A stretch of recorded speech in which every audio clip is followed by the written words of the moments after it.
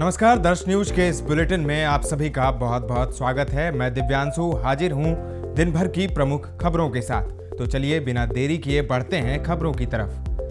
Supreme court ने बिहार में जातीय सर्वे के आंकड़े जारी करने पर रोक लगाने से इनकार कर दिया है। सुप्रीम कोर्ट ने कहा है कि डेटा पर किसी तरह से रोक नहीं लगाया जा सकता। अब अगले साल जनवरी में इस मामले की सुनवाई होगी। सुप्रीम कोर्ट ने कहा है कि इस पर विस्तृत सुनवाई की जरूरत है। वहीं बिहार सरकार को नोटिस भी अदालत की ओर से दिया गया है।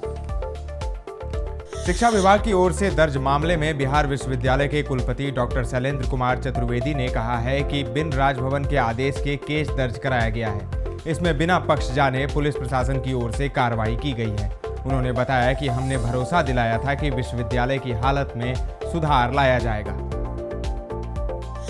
बिहार के 3500 से अधिक स्कूलों में शिक्षा विभाग को विद्यार्थियों की उपस्थिति की जानकारी नहीं दी है, जबकि विभाग का सख्त निर्देश है कि छात्रों की उपस्थिति हर दिन अनिवार्य रूप से देनी है। ऐसे में अब उन विद्यालयों पर कार्रवाई की तैयारी की जा रही है जिन्होंने जानकारी उपलब्ध नहीं कराई है। शिक्षा विभाग के अपर मुख्य सचिव के पाठक के निर्देश पर विभाग ने जिला शिक्षा पदाधिकारियों को सख्त हिदायत दी है कि वह अविलंब ऐसे स्कूलों की जानकारी साझा करें जहां से छात्रों की उपस्थिति नियमित रूप से नहीं दी जा रही है।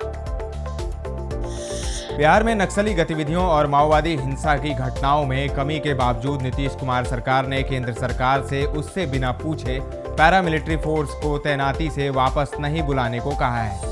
नई दिल्ली में केंद्रीय गृह मंत्री अमित शाह की अध्यक्षता में शुक्रवार को वामपंथी उग्रवाद पर समीक्षा बैठक में बिहार से मुख्यमंत्री नीतीश कुमार के बदले शामिल हुए सीनियर मंत्री विजय कुमार चौधरी ने कहा कि बिहार ने माओवादी गतिविधियों पर नियंत्रण करने में महत्वपूर्ण उपलब्धि हासिल की है, लेकिन इसे कायम रखने के लिए केंद्र सरकार को मदद करनी होगी। सीएम हेमंत सोरेन ने भी कहा है कि झारखंड में उग्रवाद की समस्या में कमी आई है, लेकिन इसकी पुनरावृत्ति न हो इसके लिए केंद्रीय अर्धसैनिक बलों की प्रतिनियुक्ति जारी रखने की जरूरत है। राज्य में प्रतिनियुक्त आईजी सीआरपीएफ का कार्यालय कम से कम 3 वर्ष रखा जाए ताकि नक्सल अभियान में निरंतरता बनी रहे। बता दें कि इस बैठक में छत्तीसगढ़, मध्य प्रदेश, ओडिशा, आंध्र प्रदेश, तेलंगाना, बिहार, यूपी व पश्चिम बंगाल राज्य भी शामिल हुए।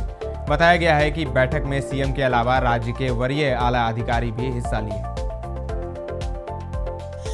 लैंड फॉर जॉब मामले में आरोपित पूर्व रेल मंत्री लालू यादव जमानत मिलने के बाद शुक्रवार को यानी आज दिल्ली से पटना लौट आए। 4 अक्टूबर को दिल्ली के राउज एवेन्यू कोर्ट को मामले की सुनवाई हुई थी। उपस्थिति होने के लिए लालू यादव बेटे तेजस्वी यादव और पूर्व सीएम राबड़ी देवी के साथ 3 अक्टूबर को दिल्ली गए थे। तेजस्वी यादव पहले ही लौट आए थे, पर लालू अपनी बेटी मीसा भारती के आवास पर ठहर गए थे। इस केस में लालू यादव, उनकी पत्नी राबड़ी देवी, बेटे और बिहार के उप मुख्यमंत्री तेजस्वी यादव, बेटी मीसा भारती सहित अन्य आरोपी कोर्ट में पेश हुए। कोर्ट ने उन्हें राहत देते हुए जमानत दे दिया।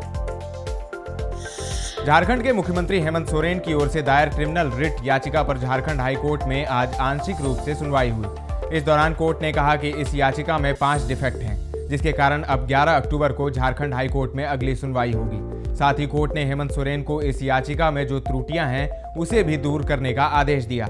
मुख्यमंत्री हेमंत सोरेन की ओर से प्रवर्तन निदेशालय यानी ईडी के समन और उससे अधिकार को चुनौती देने वाली क्रिमिनल रिट याचिका पर झारखंड हाई कोर्ट में 6 अक्टूबर को सुनवाई के लिए बुलाया गया था। इससे पहले ईडी ने 5वां समन जारी करते हुए 4 अक्टूबर को हेमंत सोरेन को रांची कार्यालय में पेश होने को कहा था, पर उनकी ओर से ईडी कार्यालय को बताया गया कि झारखंड हाई कोर्ट में एक याचिका दायर की गई है। याचिका के निष्पादन तक ईडी कोई कार्रवाई न करे। जेडीयू के विधायक गोपाल मंडल की मुश्किलें बढ़ती दिख रही है। हथियार लेकर अस्पताल जाने के मामले में आज भागलपुर पुलिस ने अपनी रिपोर्ट जिलाधिकारी सुब्रत कुमार सिंह को सौंप दी है। रिपोर्ट मिलने के बाद भागलपुर जिला प्रशासन ने आगे की कार्रवाई करते हुए जदयू विधायक को नोटिस भेजकर इसका जवाब मांगा है। गोपालपुर के जदयू विधायक गोपाल मंडल आज पटना में पत्रकारों से बातचीत के दौरान अपना आपा खो बैठे और गाली दे बैठे।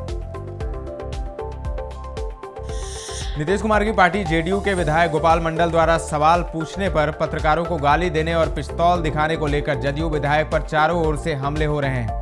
भाजपा नेता और केंद्रीय मंत्री गिरिराज सिंह ने इसके लिए नीतीश कुमार को जिम्मेदार ठहराया है। कहा है कि उनकी सह पर गोपाल मंडल यह सब कर रहे हैं। उन्होंने कहा कि बिहार में जंगल राज पार्ट 2 सुपर आ गया है। इससे पहले जदयू के मंत्री अशोक चौधरी ने गोपाल मंडल के इस रवैये पर सवाल उठाए थे और कहा था कि यह गलत है।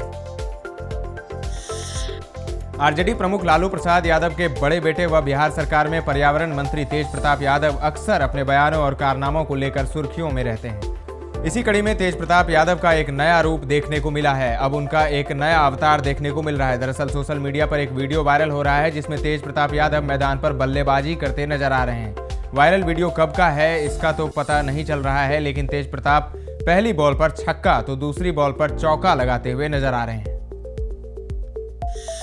नीतीश कुमार की सरकार में भवन निर्माण मंत्री अशोक चौधरी ने बीजेपी के राष्ट्रीय अध्यक्ष जेपी नड्डा के बयान पर तीखी प्रतिक्रिया दी है।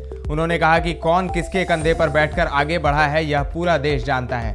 नीतीश कुमार के साथ आने से पहले बिहार में भाजपा की कोई हैसियत नहीं थी। अशोक चौधरी आज जदयू प्रदेश कार्यालय में पत्रकारों से बात कर रहे थे।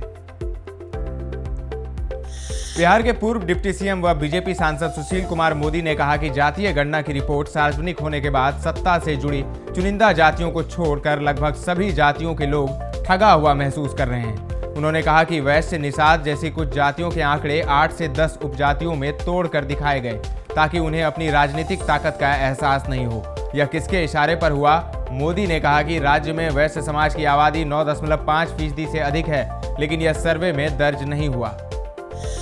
अब खबर खेल जगत से। भारतीय हॉकी टीम ने एशियन गेम्स के पुरुष हॉकी फाइनल में जापान को हराकर गोल्ड मेडल पर कब्जा जमा लिया है। भारत ने जापान को खिताबी मुकाबले में 5-1 से हराया।